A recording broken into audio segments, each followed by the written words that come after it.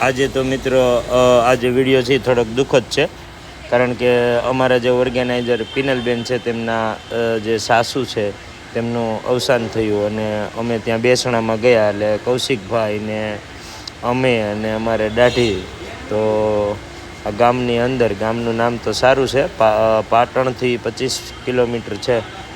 તો ત્યાં ગયા એટલે શોક સભાની અંદર, અને ત્યાં જતા વેત એવી સિસ્ટમ કે અહીંયા આવીને હાથ ધોવાના.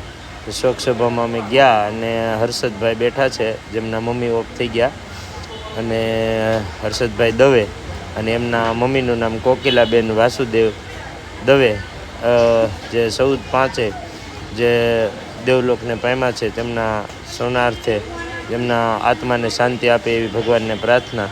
ત્યારબાદ બધી બહેનો પણ બહુ બધા માણસો શોકસભામાં આવેલા, અને આજે દુઃખદ જે આ ઘટના ઘટી તેમના ભાગીદાર થવા અને તેમને સાંત્વન આપવા માટે જવાનું થયું અને ગયા. ત્યારબાદ ત્યાંથી બહાર નીકળ્યા અને ત્યાં નીકળતા વેત જોયું એટલે અમારે કૌશિકભાઈ અને એમના જે હર્ષદભાઈના 2 છોકરાઓ જે આપણા પરમ મિત્રો છે એમને મળ્યા, એમની મુલાકાત થઈ.